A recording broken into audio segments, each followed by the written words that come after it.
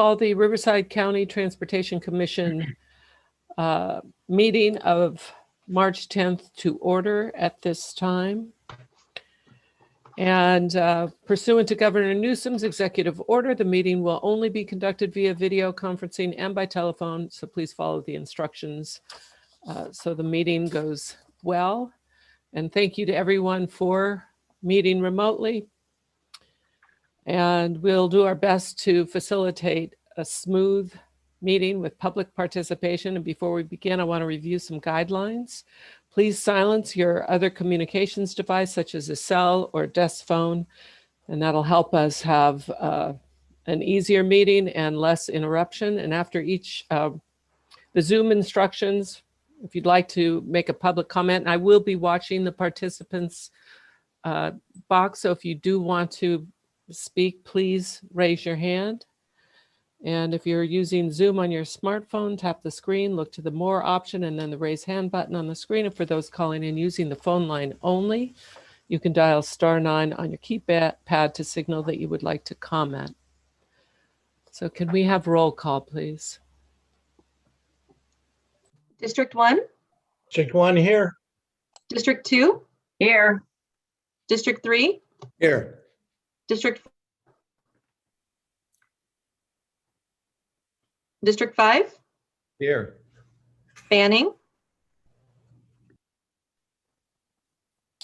Beaumont? Here. Blythe? Calamasa? Here. Canyon Lake? Here. Cathedral City? Here. Coachella? Here. Corona? Here. Desert Hot Springs? Present. Eastville? Present. Hemet?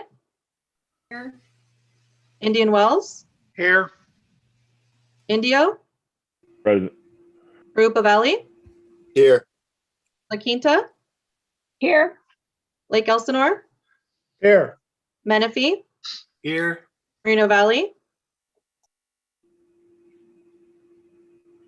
Marietta?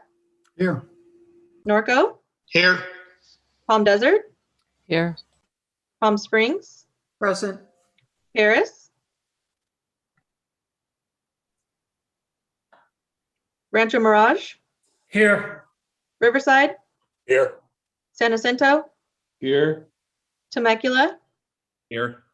Wildemar? Here. Caltrans District 8? Diane Morales in. Thank you. We do have a quorum. Thank you. We'll next go to the Pledge of Allegiance. Commissioner Ledesma, you have a flag there. Can you lead us, please? It will be my pleasure. Please raise for your right hand on over your chest and heart and follow me. I pledge allegiance to the flag of the United States of America and to the republic for which stands one nation under God, indivisible, for liberty and justice for all. Thank you. That was an honor for me. Thank you so much. We'll go to public comments. Are there any public comments on items not listed on the agenda? Chair Harnick, this is Arnold San Miguel Skag. I'd like to make a public comment if possible. Please, and I know you know, under the Brown Act, we can't respond, and please limit your comments to 3 minutes. Thank you. Thank you very much. Appreciate that. Just to let everybody know, applications are now being received for the Sustainable Communities Program, Smart Cities, and Mobility Innovations Program. This is a technical assistance program that provides resources to complete local planning and promotes healthy, connected, and equitable communities. This call for applications encourages jurisdictions to partner with SCAG to find innovative solutions to challenges associated with parking, freight, and last mile deliveries and commerce at the curb. Applications are due April 23rd, 2021. One-to-one coaching for potential applicants is available. Application webinar was held March 8th. Next one is April 5th for the 23rd April 23rd application deadline. Next thing I want to mention very quickly is the SCAG Greenprint project. Greenprint is a strategic conservation mapping tool that highlights the benefits of, and there's a whole list of things here I'm going to give you. Natural lands, waters, agricultural lands, including access to parks, trails, habitat protection and connectivity, clean water, clean air, food production, and increased resilience to climate change. This started back last year. It's anticipated that the Greenprint will be ready for stakeholder input this spring with launch planned in fall of 2021. Thank you, Chair Harnick. Thank you, Mr. San Miguel. Are there any other comments? Okay, seeing and hearing none. Are there any additions or revisions? There are not. Thank you so much. Okay, we'll now move to the consent calendar, and please remember when you give a motion or a second, please give your name as well. Is there a motion, or does anyone want to pull anything? La Quinta moves the consent calendar. Calamesa seconds. I Okay. hear the motion in a second, but I see two people with their hands raised. Oh, thank you so much. Okay, Commissioner Hoffman, Yeah, I would like item 6I pulled, please. Just for 6I. clarification. Thank you. Okay, and Commissioner Speak. I'd like to have 6G pulled, please. Okay. So then do we agree that that motion in the second is on the balance of the consent calendar? Is that okay with the motioner in the second? Senate seem to agree. As amended. Thank Yes. you. Can we have a roll call vote, please? District 1, District 1, aye. District 2, Aye. District 3, Yes. District 4, District 5, Yes. Banning, Beaumont, Yes. Blythe, Calamasa, Yes. Canyon Lake, Aye. Cathedral City, Yes. Coachella, Joey, yes. Corona, Aye. Desert Hot Springs, Aye. Eastville, Aye. Hemet, Yes. Indian Wells, Aye. Indio, Aye. Karupa Valley, Yes. La Quinta, Yes. Lake Elsinore, Aye. Menifee, Yes. Reno Valley, Marietta, Yes. Norco, Yes. Yes. Palm Springs, Paris, Rancho Mirage, Yes. Riverside, Aye. San Jacinto, Yes. Temecula, Aye. Wildemar. Aye. Thank you. The item passes. Thank you. And those items pulled were 6I and 6G, and we will address those when we get to agenda item number 10. Okay, so now we'll move to 7, which is proposed goals, and Teresa Trevino, please. Good morning, Chair Harnick and Commissioners. In January, the Commission approved the next year revenue projections for Measure A, local transportation funds. Today is the next step in the fiscal year 2022 budget process. One moment, please. I'm sorry. Please check that you're on mute so that we can continue with the presentation. Thank you. So today's the next step in the budget process with the approval of the Commission's goals and objectives and fiscal. First, let me provide you with a quick overview of Rctc's budget process. Next slide. There are 3 primary steps in the process. First is establishing the Commission's goals and policies. Staff recommends updates to the Commission's goals and objectives as well as fiscal policies to set the strategic direction for the fiscal budget. The Commission then reviews and approves the goals and objectives. Each department then updates its own specific goals and objectives that correlate with the Commission underlying objectives. This process ends with the opening of the public hearing in May and the adoption of the fiscal 22 budget in June. Next, let's review the commission's goals. Next slide. For the fiscal year 22 budget, there are 4 core goals for the people of Riverside County and the transportation system that they rely upon. 2 new objectives, as highlighted in blue, were added this year. First is the focus on improving the quality of life and empowering the people of Riverside County to live at their pace.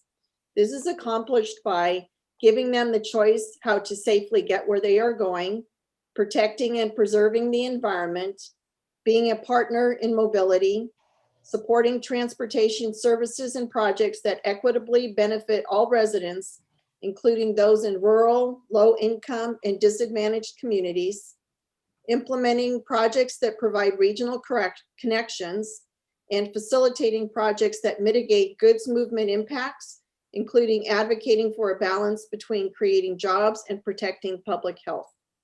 Second is being a responsible and conservative steward of taxpayer dollars through operational excellence.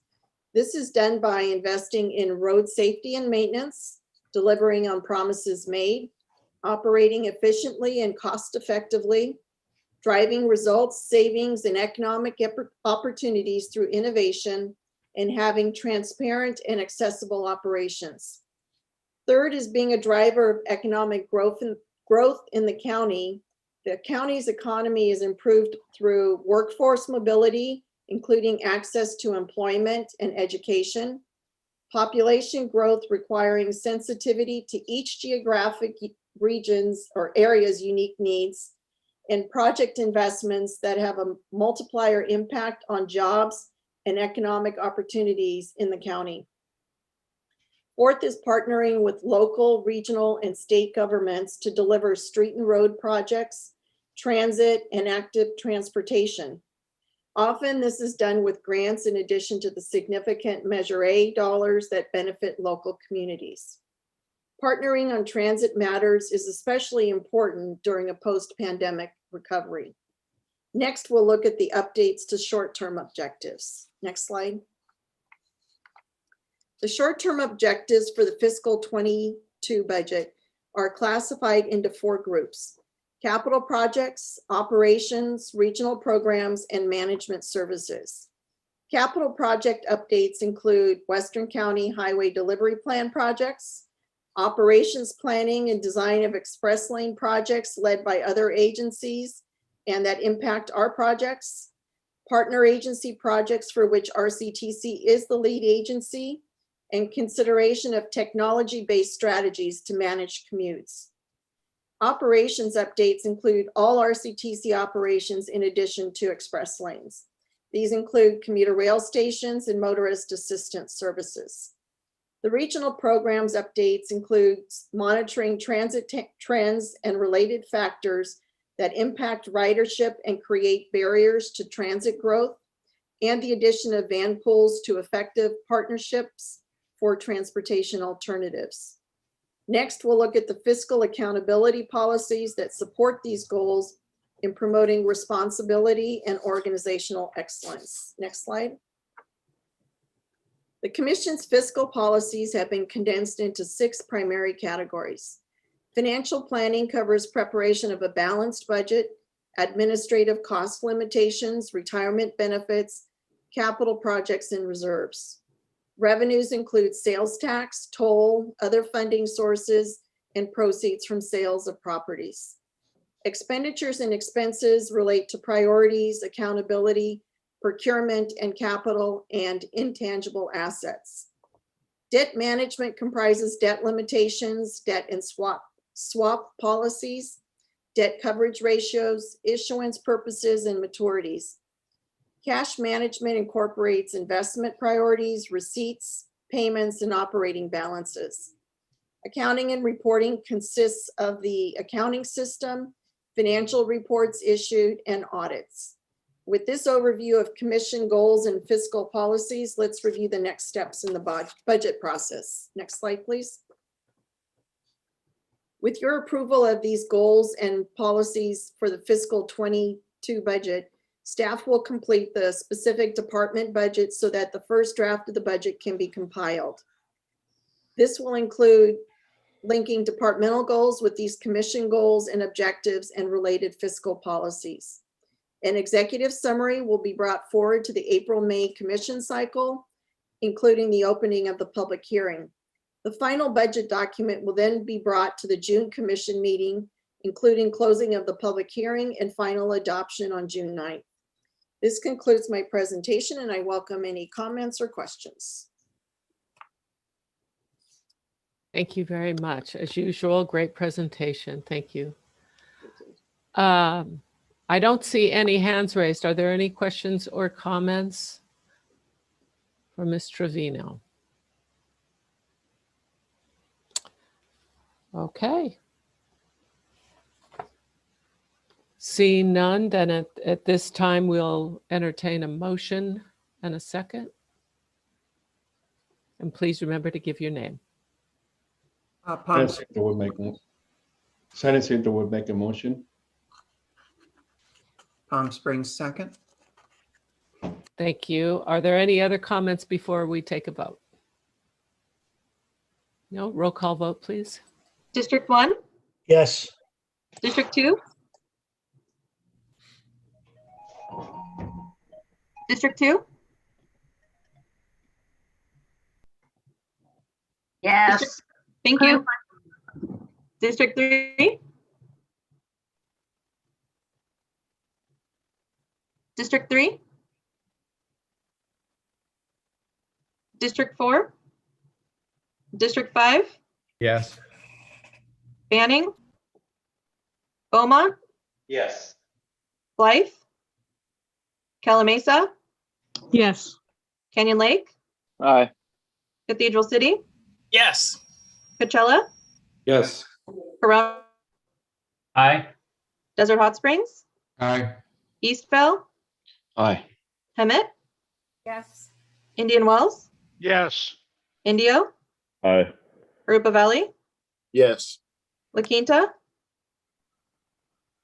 Yes. Lake Elsinore, Aye. Menifee, Yes.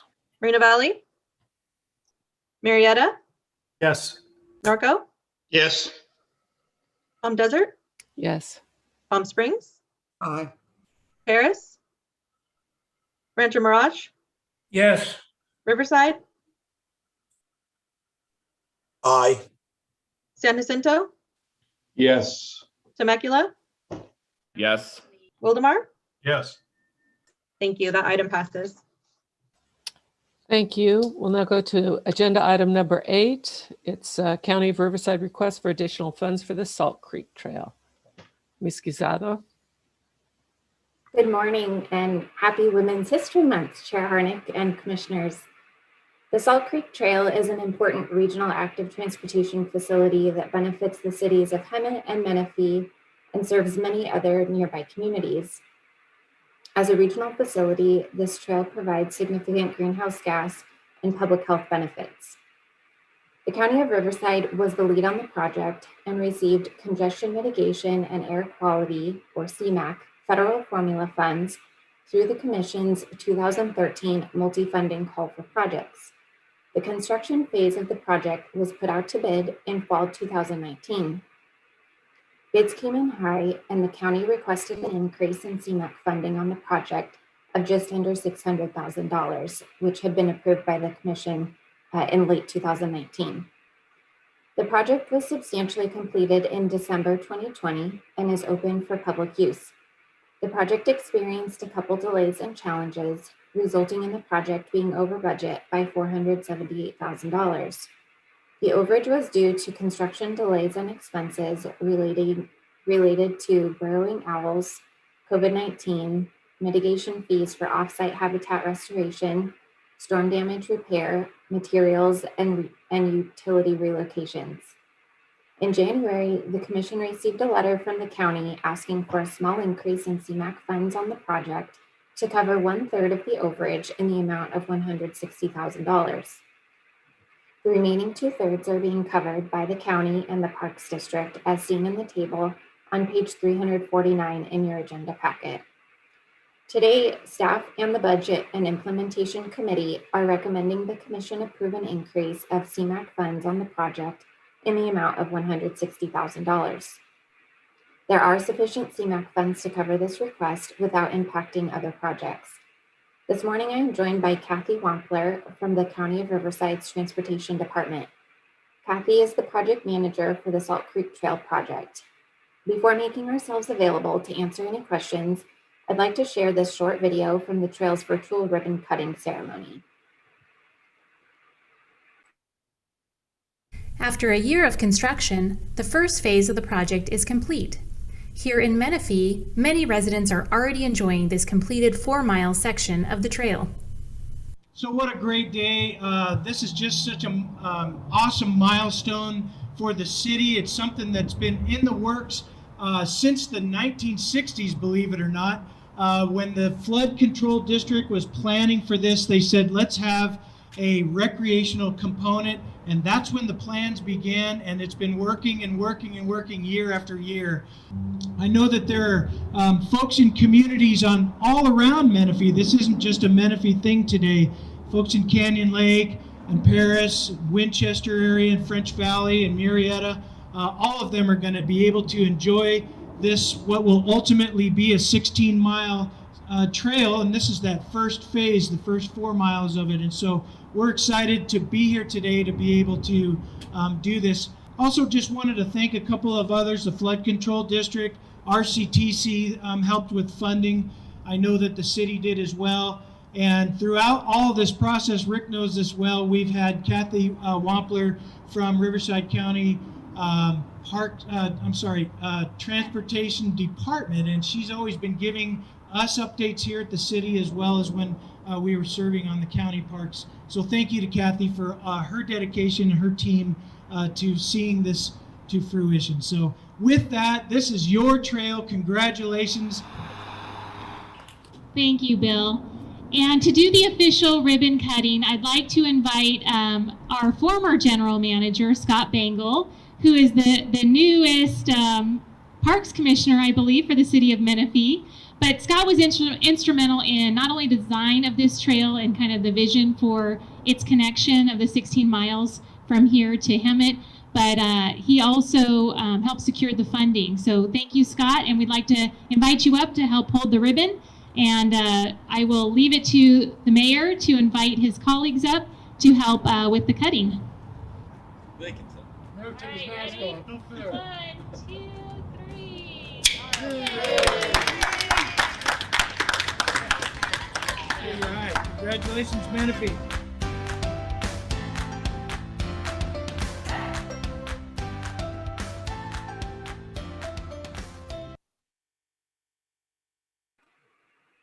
Thank you. Kathy and I are available to answer any questions you may have. Okay. Are there any questions or comments? I see none in the participants box. Are there any? What a great project. I have a comment. What a great project. And looking at the evolution as we saw the 2 maps in our packet, what a process too. So congratulations to everyone who is going to be out there using it. And I do see a couple hands. I'm going to start with Mark Lancaster because I miss him. Thank you, Chairwoman Harmonic. I appreciate that this morning. I just briefly want to say thank you to the commission, to Ann Mayer, Jillian, and all the staff at Rctc for helping us get this project to the finish line. It is a very nice project. I believe it turned out very well. And it's the nicest trail I've seen in a very, very long time. So thank you again for your help. And I think it's money well spent. Thank you so much. Thank you. Okay, Supervisor Hewitt. Yes, I would also like to make a few comments about this. I was on another opening on it, and those were real scissors, you can tell. So they obviously trust the mayor with sharp objects more than they do with me. But however, I'll tell you what, out there in the Coachella Valley, we have something that's going together. It's going to be phenomenal with the CV link, or that, and that gives us a different type of healthy transportation between neighboring cities. And this is somewhat the same way. I mean, it's not as big a project or anything, but it allows, we got started in one of the fastest growing cities in California, Menifee. So it's going to be a great, great asset to the community. It'll bring cities, I think, closer together. And I was impressed when I saw how well it went together. And there were two gentlemen that were around for a long time that pushed it and pushed it and pushed it. And one of them still alive to see it. And I was really impressed with what happens when they keep the pressure on. It's a great asset. Thank you, Supervisor. Commissioner Krupa. Yes, thank you. I too want to express my appreciation for the trail. The segment along the Domnagoni and Hemet is being utilized, and I look forward to the completion of it when I can get on my bicycle and ride over and have lunch with my neighbor, Mayor Zimmerman. So thank you. Okay, thank you. Are there any other questions or comments? Okay, I see none.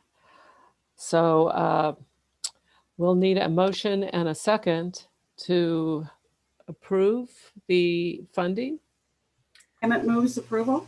And Menifee will second. Thank you. Great. Are there any other comments? Can we have a roll call vote, please? District 1? Yes. District 2? Yes. District 3? District 4? District 5? Yes. Banning? Boma? Yes. Blythe? Yes. Calamasa? Yes. Canyon Lake? Absolutely. Aye. Cathedral? Cathedral Yes. City? Thank you. Coachella? Yes. Corona? Aye. Desert Hot Springs? Aye. Eastvale? Aye. Hemet? Yes. Indian Wells? Yes. Indio? Aye. Parupa Valley? Yes. La Quinta? Yes. Lake Elsinore? Aye. Menifee? Aye. Moreno Valley? Marietta? Yes. Norco? Yes. Palm Desert? Yes. Palm Springs? Aye. Paris? Rancho Mirage? Yes. Riverside? Yes. San Jacinto?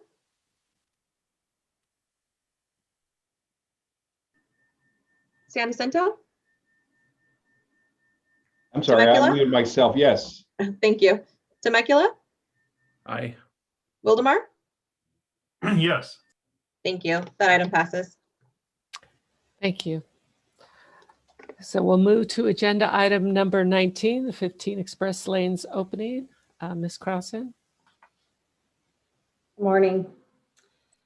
Good morning, Commissioners. I will be presenting information regarding the forthcoming opening of the 15 Express Lanes.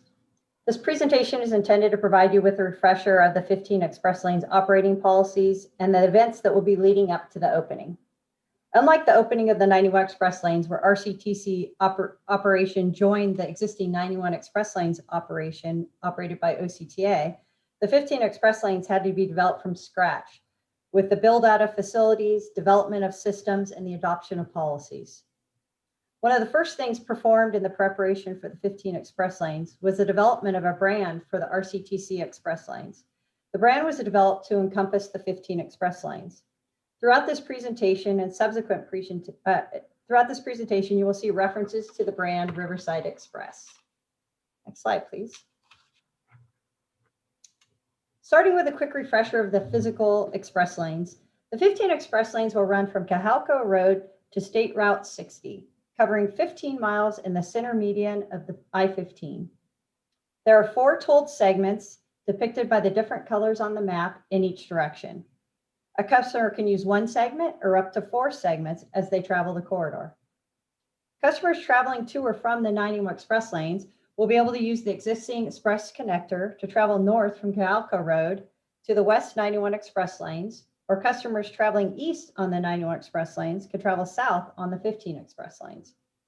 As you know, the connector providing access to and from the North 15 express lanes is under construction with an anticipated opening date of 2023.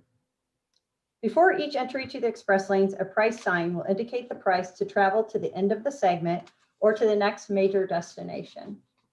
Next slide, please. Over the past several years, the Commission has adopted policies related to the operation of the 15 express lanes. One of those policies was the mechanism for setting the tolls on the 15 express lanes. The Commission adopted a policy that established dynamic pricing as the mechanism for setting tolls. The Commission also adopted minimum toll rates for periods with little traffic. The minimum toll rates are $1.70 in the northbound direction and $1.75 in the southbound direction to travel the full length of the express lanes. The toll service provider has installed a traffic detection system along the I-15, which will provide constant data about vehicle speed and density in the express lanes.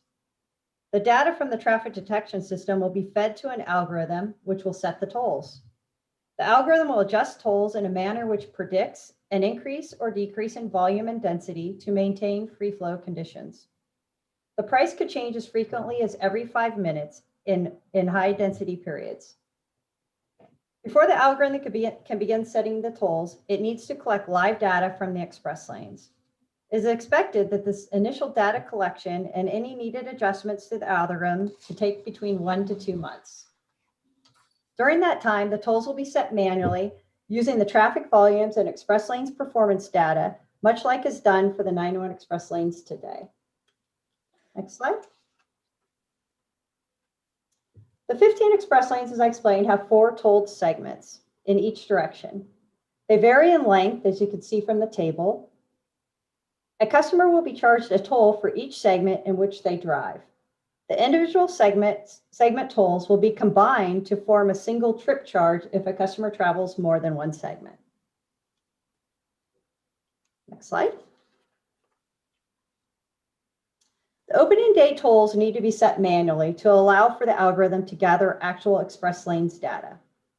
A toll schedule in 15-minute increments has been developed after analysis of the current GP conditions.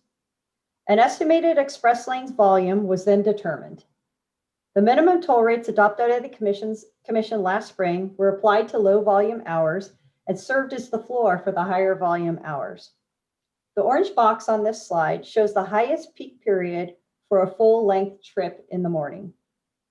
The southbound morning peak toll for traveling from State Route 60 to Calco Road in the southbound direction will initially be $2.60. The northbound morning highest peak toll for traveling from Calco Road to State Route 60 will be $6.25 at 7:30 in the morning. The southbound morning traffic is relatively light, and you can see the minimum toll rate is generally being used. The most highly congested 15-minute increment in the northbound direction is 7:30 a.m. The first segment is heavily congested and is a toll set to 51 cents per mile. The latter 2 segments also experience heavy congestion and have a rate of 48 to 61 cents per mile. Next slide. Moving to the afternoon peak period tolls. Unlike the morning traffic, both the northbound and southbound experience periods of heavy congestion. In the southbound direction, the highest full length toll will be $13 at 4:45 in the afternoon. South of the 91, where the express lanes rejoin the general purpose traffic, is highly congested and has a rate per mile of $2.40. In the northbound direction, the heavier congestion is at the northern end of the express lanes, where the express lanes only have 1 lane as they terminate at State Route 60. The highest full length northbound toll will be $6 at 3:30 p.m. The opening day toll rates will be evaluated daily and adjusted as needed to manage traffic. During that time, the dynamic pricing algorithm will be collecting data and generating tolls. The temporary time of day schedule will be compared to those tolls generated by the algorithm to assess the algorithm's performance. Next screen. Like the 91 express lanes, a transponder is required to use the 15 express lanes. The 15 express lanes will be offering the 60 sticker, switchable, and headlamp transponders. The Fast Track Flex switchable transponder will be required to receive the carpool discount on the 15 express lanes. Our goal is to have a sticker in every vehicle to support the process of combining tolled segments into a single trip. Sticker transponders, once mounted, have a very high read rate and allow for a quick processing of transactions into trips. If a customer purchases a switchable transponder, they will also receive a free sticker transponder. The toll system will use the transponder, which provides the best discount to set the toll for the customer should they drive with both transponders. Vehicles with metal oxide windshields or motorcycles will require an externally mounted headlamp transponder. Next slide. The 15 express lanes have a carpool discount for customers with 3 or more and a Fast Track Flex switchable transponder. The approved policy calls for a 50% discount, 24 hours a day, 7 days a week. The enabling legislation requires that the express lanes initially be free for HOV3 vehicles. The toll policy adopted by the Commission provided for the free period to be at least the first 90 days and provided evaluation criteria which would trigger changing to the 50% discount. As with all express lanes, enforcement of the carpool discount declaration is important. The 15 express lanes includes enforceable signage for the transponder requirement and carpool requirement. Staff worked with CHP during the project design to create an enforcement staging area and an enforcement light, which you can see on the post in the photo, and also a light overhead. The lights illuminate when a vehicle with a transponder set to 3+ pass under the toll point. CHP can then perform a visual check on the car and pursue and cite vehicles not meeting the 3 or more requirement. Additionally, the CHP officers will be able to log into a mobile app that the toll systems provider developed, which will allow them to review the switch setting of a vehicle should they pull them over and need to validate. Next slide. A discount of 15% will be given to clean air vehicles that have a current decal and have registered their vehicle with their home toll agency. Rctc led an effort with the California Toll Operators Committee to create a statewide process for recognizing account holders with a clean air vehicle. An account holder must provide their DMV decal certificate and purchase a sticker transponder from their home agency. Each account holding agency will match the sticker transponder to the vehicle plate after the vehicle has used their home system. After it is confirmed that the transponder is installed on the approved vehicle, the plate and the transponder will be flagged as clean air vehicle. When the vehicle then travels on any toll facility in the state of California, the clean air vehicle discount offered by that facility will be given. For example, if a motorist travels on the 15 express lanes or the LA express lanes, they will receive a 15% discount. But if they travel in the Bay Area, they will receive a 50% discount. Next slide, please. This is a quick video that we developed and is hosted on the www.riversideexpress.com website, which is the website for the 15 express lanes. We're going to play it for you so you can see some quick information. The 15 express lanes provide a new travel option in Riverside County. All vehicles traveling in the 15 express lanes must have a properly mounted Fast Track transponder linked to a valid account. Any Fast Track transponder issued in California will work. If you don't already have one, open an account at riversideexpress.com. The 15 express lanes run 15 miles in the median of I-15 from Route 60 to Cajalco Road. There are 4 entry and exit points in both directions. You can enter at the beginning of the 15 express lanes or from the general purpose lanes where there are dashed lines. There will be a sign before each entry point showing the price to travel to the posted destinations. If you exit before the posted destination, you will be charged only for the distance you travel. Toll rates will increase or decrease to respond to changes in traffic to provide a free-flowing trip. The toll rate you see on the sign when you enter the 15 express lanes is the amount you will pay to travel to the posted destination, even if you see a different amount on the next sign. If you are using the 15 express lanes to travel north to the 91 express lanes, the posted toll rate includes the toll for the 15 express lanes and the 91 express lanes to the county line. There will be another toll rate sign before the county line with the price to continue in the 91 express lanes to the 5591 interchange. If you're using the 91 express lanes to travel east to the southbound 15 express lanes, the toll rate sign at the county line includes the total amount you'll pay to travel between the county line and the end of the 15 express lanes. A changeable message sign on the bottom of the toll rate signs will provide important information about incidents in the express lanes. If the sign says closed, do not enter the express lanes. Riverside Express has its own freeway service patrol during peak periods to help drivers. If you need help, move to the median or shoulder and call 911 for the free Freeway Service Patrol. Your safety is our first priority. For information about discounts for carpools of 3 or more people, clean air vehicles, or motorcycles, please read our frequently asked question page at riversideexpress.com or watch our carpooling video. Sit back, put it in drive, and enjoy the 15 express lanes. For more information, visit riversideexpress.com. Thanks, Philip. The Riverside Express operation will occur from 3 locations. The Walk-In Center at 301 Corporate Terrace Circle. The Walk-In Center will be jointly operated with the 91 Express Lanes to provide a seamless customer experience when resolving matters that involve both the 91 and the 15 Express Lanes. The Regional Operations Center will be the home of the call center, traffic operations center, and back office operations. This will also be the location of the Rctc toll operations staff once we return to the office. The Facility and Maintenance Center is where the CAPS roadside monitoring team and technicians work. They also store all the system spare parts and transponder inventory in this facility. Next slide.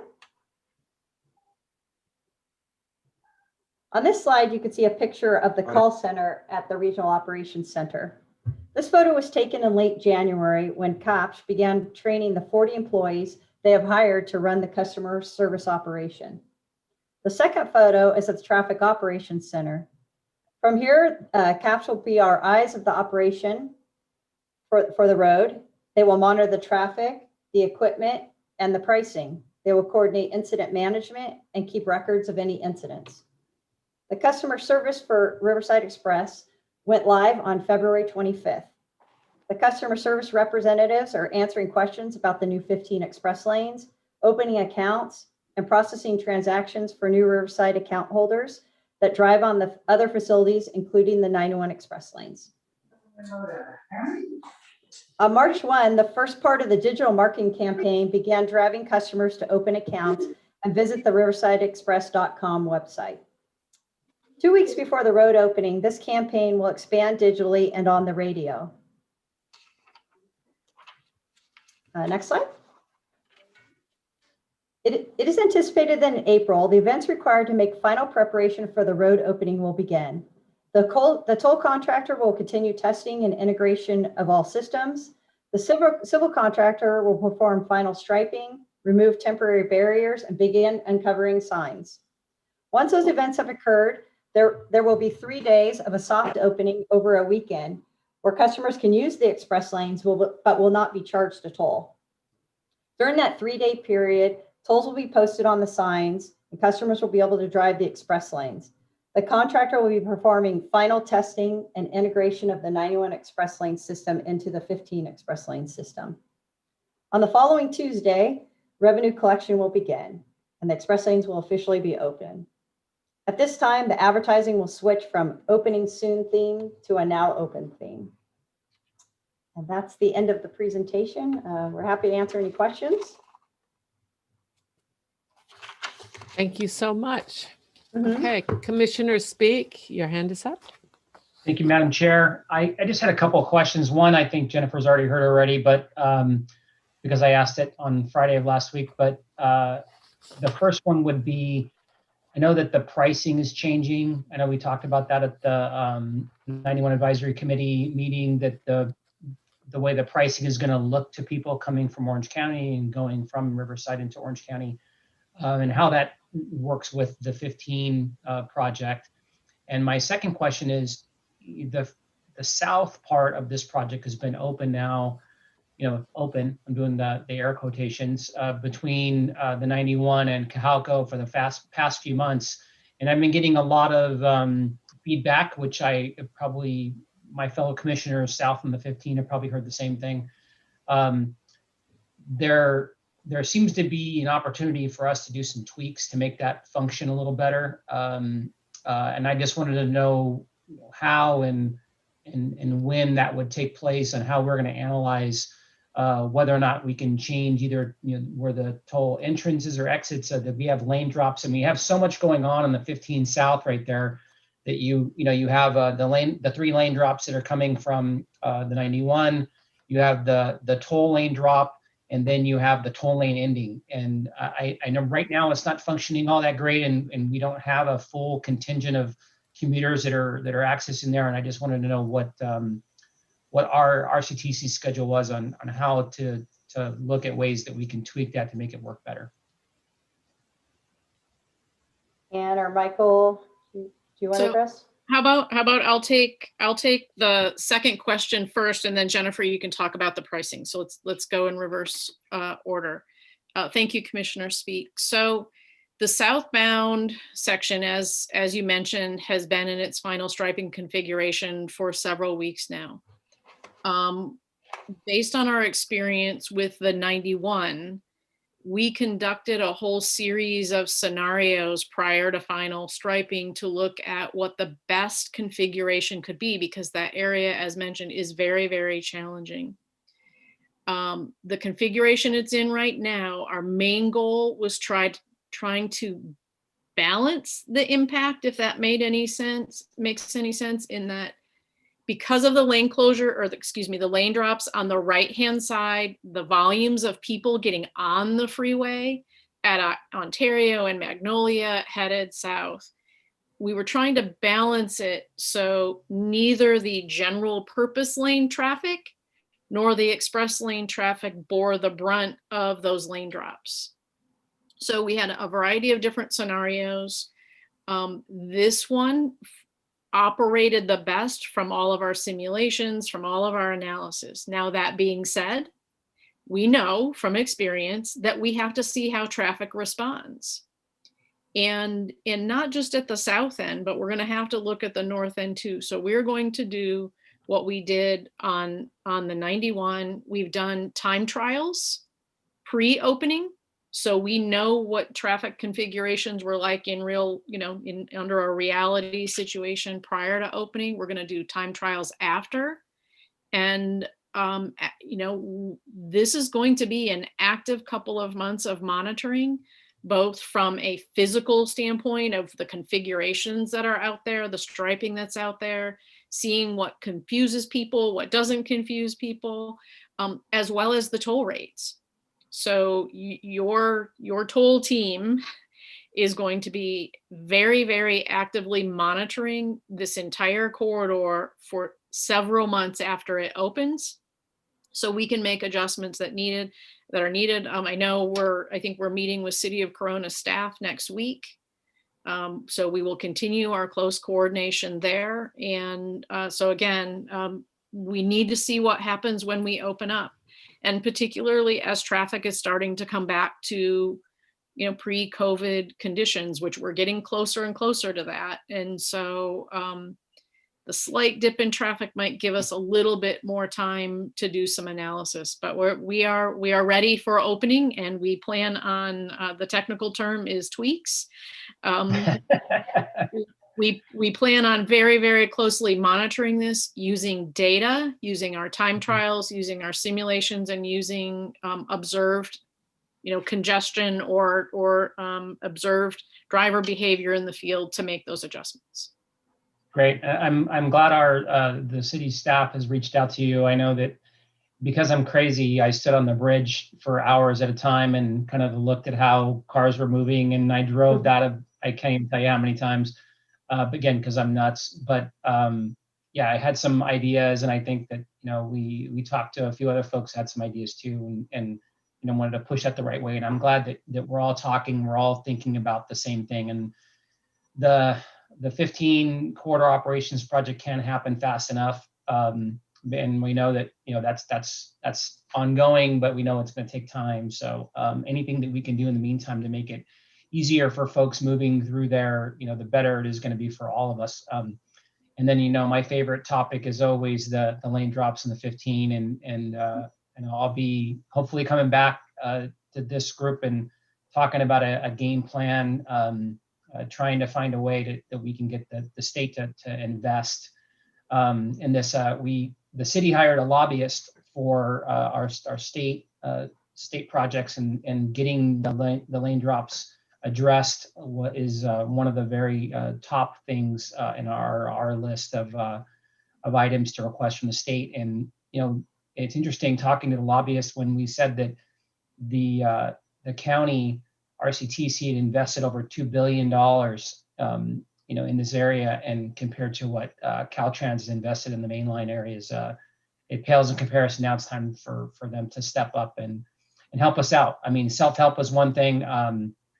Self-help to this extreme is not. So hopefully we can all work together and find a way to get those improvements funded and priority, just not just for the city of Corona, but for the region. Thank you. So did you want Sounds like we have a volunteer. If we need an extra volunteer for time trials, it sounds like we have a volunteer. And I'm not saying you're nuts, but if you would like to be, we know where to find you. So thank you. Yes, you do. Jennifer, do you want to answer the question about the toll rate changes or how we're Sure. explaining them? Sure. Philip, can we bring up the PowerPoint again? There's a slide at the very end that might help. Well, he brings that up. I'll just start talking because I know we're short on time. That today, when you drive on the 91 express lanes, let's just say you enter at the 55 going eastbound, you see two prices on the sign, a price to go to the county line and a price to go to the end of the 91 express lanes, either McKinley or 15 South. With the addition of the 15 and the additional toll, the very last slide, Philip, all the way at the end. One more. There. Oh, keep going. Oh, I guess it's not there. Sorry, it was a map. Anyway, there will no longer have a combined price with the OCTA segment of the 91 express lanes and the RCTC segment of the 91 express lanes, because we're adding on the 15 express lanes to the RCTC 91 express lanes segment. And it's just too far of a distance to price when we start thinking about the North Direct connector. So it was at this time where both OCTA and RCTC were kind of revamping their toll systems that we made a decision to have OCTA price their segment on their signs, and we will price our 91 express lane segment, including the 15 express lanes on our sign. In the toll world, that's called zone pricing, and that's pretty much standard for express lanes when you have these really long segments, because the pricing, they call it latency. The effectiveness of a price given over too far of a distance is ineffective by matter. So beginning this last weekend, the sign at the county line going eastbound started just displaying prices to the end of the 15 express lanes, and the same going northbound. And McKinley now says to the county line. So as you can see on these prices here, it's just a little simpler. That answers the question. I think that people are going to be initially confused, especially, they're used to coming around that corner on the 55 and seeing, to McKinley this, and they're only going to see the county line. I'm foreshadowing, a lot of angry people in a month saying that, hey, I thought the price was cut in half, or I was expecting it to be less. So maybe that'll go into my polling of 6G, but I guess I'll leave it for that.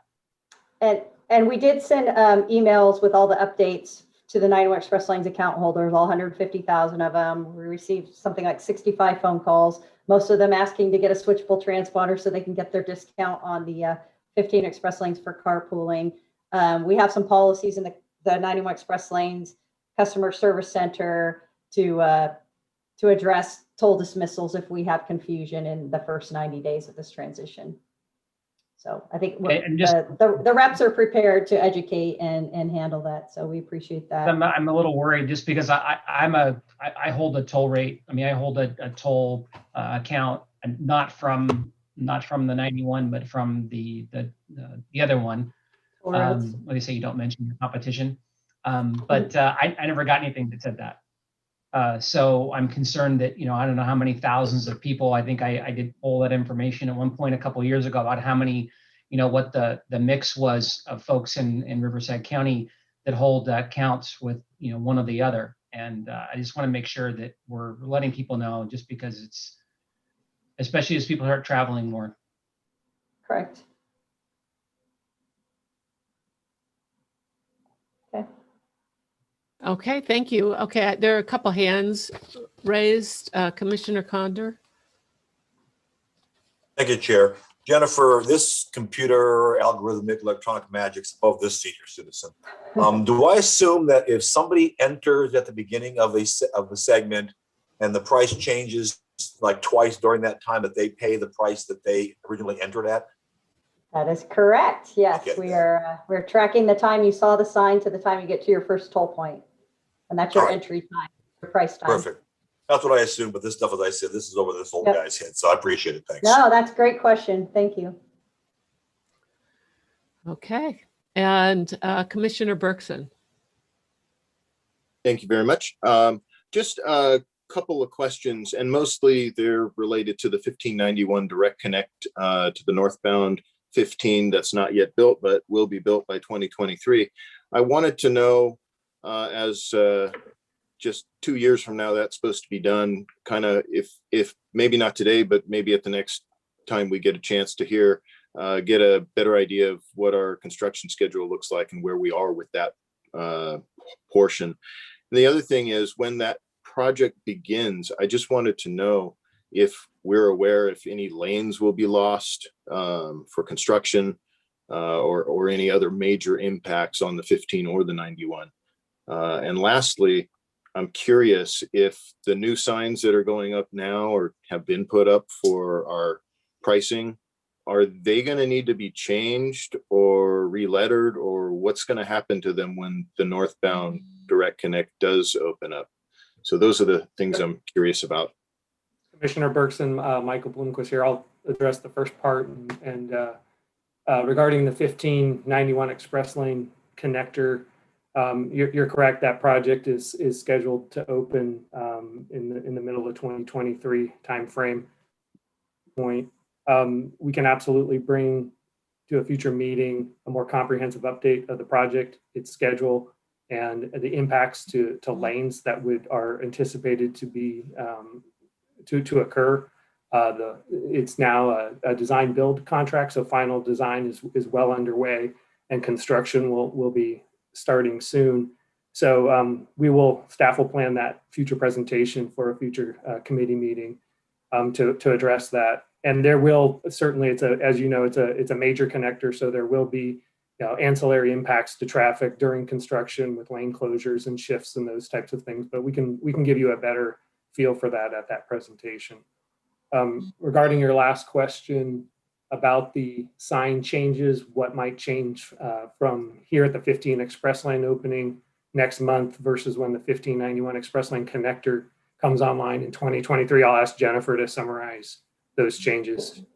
Sure. The connector was anticipated when the current signs were installed and put up. So like if you're at the eastbound county line, you will see that there are 3 price blocks, and one of them has an empty spot. That is for the North Direct connector. And the same coming southbound, we got the 3 price blocks put in, and they're just unlabeled at this time. So you might wonder what that is. Now you know. That's for the North Direct connector. Very good. I appreciate all of the updates and look forward to hearing at a future meeting a full report on the flyover connection. Thank you. Gotcha. Thank you. Okay. Are there any other thoughts or questions? And Supervisor Jeffries, I saw your hand up. Did you have your question answered? My question was answered, and I just need to vote because I got to drop off the call. Well, then we want you to vote, but this was a receive and file. Oh, then I don't even have to vote. Well, okay, there you go. So then we will now go to item number 10, which is the items pulled from the consent calendar. And am I correct, Commissioner Speak? It was 6G that you pulled? Yes, ma'am. Okay, so it looks like it's Jennifer Crossan and Commissioner Speak again. Thank you. Okay, I think we have a PowerPoint if you're wanting the presentation given. Can we check just for a moment, Commissioner Speak, did you want the full presentation, or do you want to share your questions and comments first? Whatever I'll make it easy. Yeah, I'll make it easy. I just wanted to focus on a couple of things, or just a couple of questions. One, I wanted to ensure that included in this scope was that education part, educating the people on how things are changing. And I did look through here through the list of items that were on the in the package. It said that there was production of transponder kits. Are they actually producing the kits, or are they just designing designing what they look like? They actually, they hired the contractor that produced the welcome kit that we're all sending the transponders out in. So this kit, they oversaw the production of it. We tried to do it ourselves on the 91 Express lanes with OCTA, and it didn't come out nearly as nice as theirs did. And they actually were able to do it for less money with very little oversight costs. So Sherry Matthews has been very efficient. So yeah, we have these kits already to be produced. We've produced a bunch of them. If we need more, it would be through that contract. Okay, I just wanted to make sure that $750,000 for that was actually producing something, not just that. And yeah, no, just the same thing. Any updates? Yeah. And I see that they were very efficient with the first part of this contract, that they only spent $1 million, and I appreciate that. In fact, I think before I was even elected, I made a comment about, we're selling ice to Eskimos. I don't know how much money we have to are selling, selling water to thirsty people. Sorry, the other way around. I question a little bit of that. I know that it sounds like I said they've been good stewards of the money that we've given them so far, but I would really anticipate the fact that I know that these are two different, that they're going to function differently, and people are going to see them differently. So I anticipate that will be a big portion of this cost. But the marketing part of the toll lanes, I still have an issue, just because I think people, they are going to gravitate to them just as they did on the 91 toll lanes. So I would just caution that part, that we don't dump too much money in advertising something that people already are familiar with and know how and know how to use. And I think that was it. Thank you. Executive Director Mayer would like to comment. Thank you. And just to point out as well, back to the efficiency of this contract, Jennifer, correct me if I'm wrong, but I think over half of the funds expended to date were actually for hard costs associated with, physical, the pieces that we talked, the collateral pieces we talked about, the postage, and keep in mind that they also handled the conversion to the new 6C sticker transponders for us as well. So we heard the commission loud and clear at the very beginning of this contract. I think it's been very, very well managed. And our goal is to do this as cost effectively as possible, but to ensure that we are communicating to people based on the information they are seeking. And that may require some pivoting a little bit, but we hear you. And I think the team has done a really good job of being very, very cost effective with this contract, and will continue to do so. Thanks, Ann. And with that, Madam Chair, I'd like to move the item. You know what, since this is seems to be without controversy, 6G, why don't we hear what 6I is, and perhaps we can take the vote at the same time? Sure. And 6I, that's Mr. Lewis. That's, Chairman, I don't need a complete rehash of it unless somebody else does. My main thing is in the staff report, it shows one abstention. Actually, I voted no on it and no votes on that item. So just so we can change the staff report on that. And what I'd like to do is I want to appreciate Marlon Feenstra's reaching out to me, and we had a long, lengthy discussion on the item. While I'm still not happy with it, I understand it better now, and I want to appreciate his explanation and what the U.S. Army Corps of Engineers has done to this project, and essentially the Santa Ana River Trail projects. And so I'm looking forward to the rest of the trail and getting it completed. So with that, that's all I really wanted to explain to people. Thank you. Okay, so can we then have a motion for I, 6I, 6G? I'll make the motion, Madam Chair. I'll second that. Thank you. Any other comments? Seeing none, let's have a roll call vote. District 1? District 2? Yes. District 3? District 5? Yes. Beaumont? Yes. Blythe? Yes. Calamasa? Yes. Canyon Lake? Aye. Cathedral City? Yes. Coachella? Yes. Corona? Aye. Desert Hot Springs? Aye. Eastville? Aye. Hemet? Yes. Indian Wells? Aye. Indio? Aye. Parupa Valley? Yes. La Quinta? Yes. Lake Elsinore? Menifee? Yes. Marietta? Yes. Norco? Yes. Palm Desert? Yes. Palm Springs? Aye. Rancho Mirage? Yes. Riverside? Yes. San Jacinto? Temecula?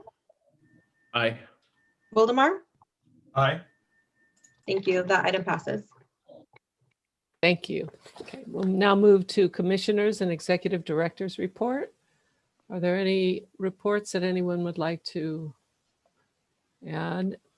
The executive director, thank you. Thank you very much, commissioners. I wanted to take this opportunity to thank and congratulate Michael Bloomquist. This is Michael Bloomquist's last RCTC commission meeting. Michael, after I think we're at 15 years now, Michael will be retiring in a few short weeks. And so I wanted to take this opportunity to congratulate and acknowledge his tremendous work for the past 15 years. When Michael came to work at RCTC, Michael and I shared an office and we had no toll program whatsoever. And once the commission approved the Riverside toll system, we were off and running. Michael has built this program from the ground up and has done a phenomenal job. We have been able to implement this program very, very cost effectively at a really, really fast pace. We overcame hurdles in Sacramento, getting the tolling legislation, getting the design build legislation, and he has built a terrific team, as you saw today. So I wanted to say thank you to Michael, to congratulate him and wish him all the best in his retirement. So Michael, thank you. Yeah, thank you. And Mr. Blomquist, do you have anything to say for yourself that you're leaving us?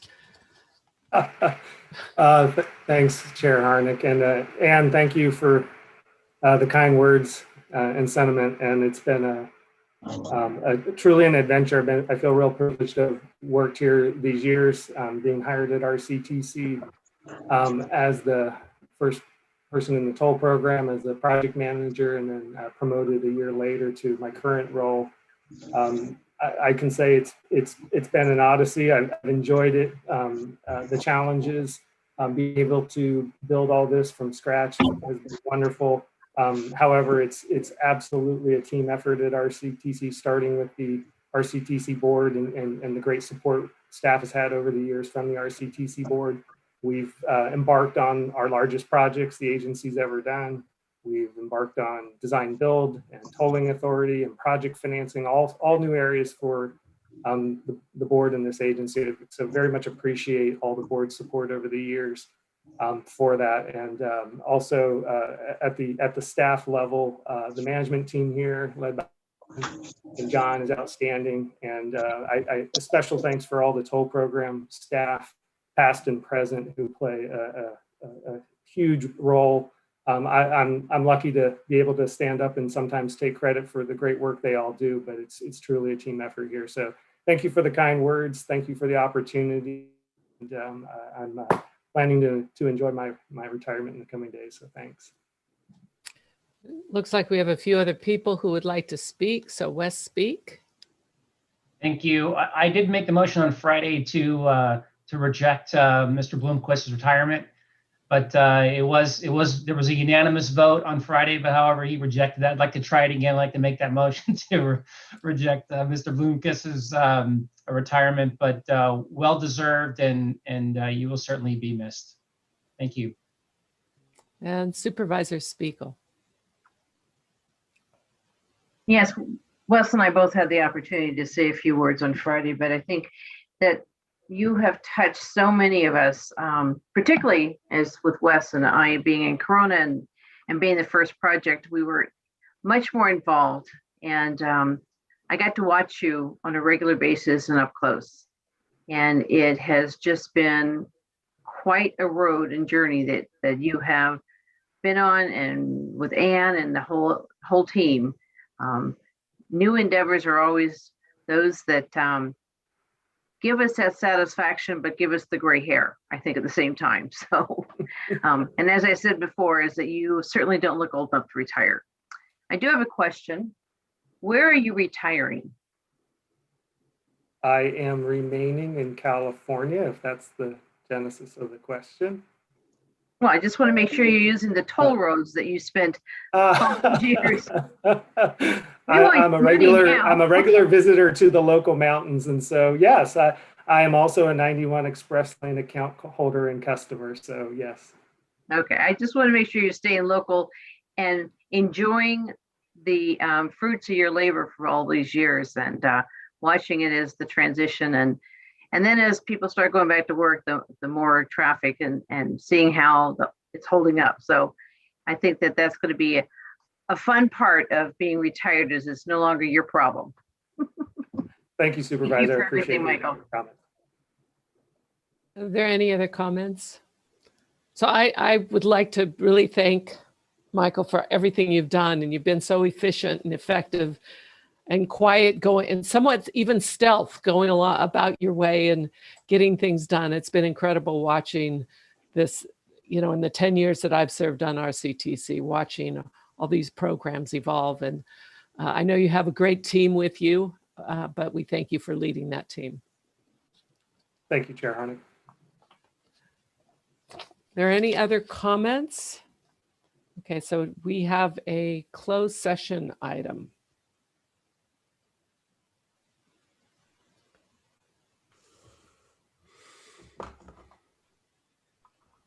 What do you want us to do, Chair? Do we hang up and call back or what?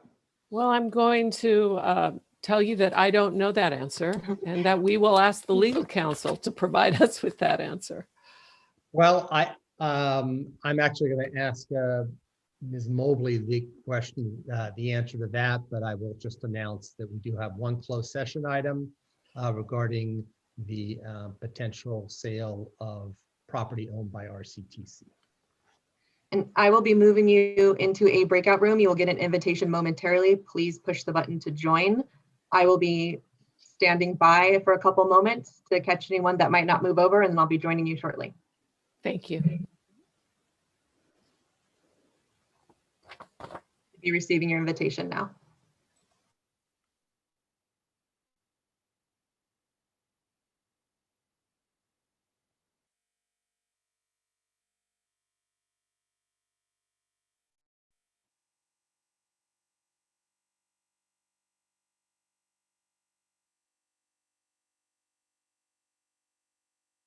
Okay, Tara, I'm going to go in. I see Mr. Lorimore and Mr. DeConnick not joining, but I don't see them on the camera, so I think we're good. Thank you.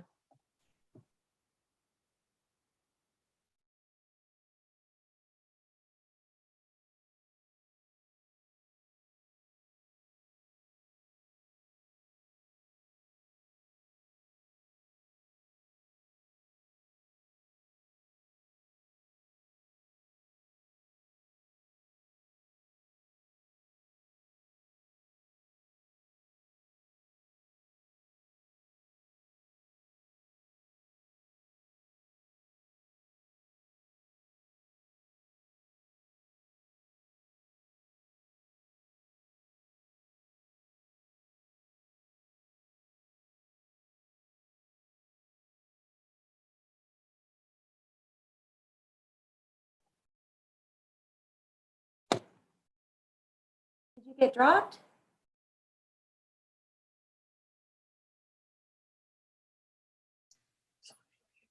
I got dropped.